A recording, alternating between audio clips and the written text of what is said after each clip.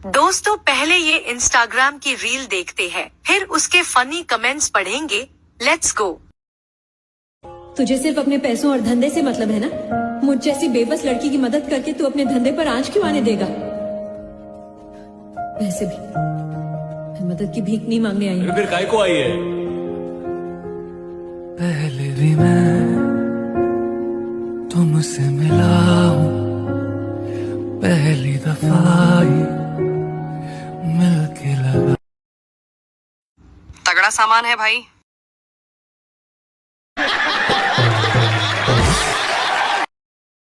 भाई कितना दबाएगा रे, ग्रेविटी को भी पसंद आने लगा है। कम दबाया कर भाई।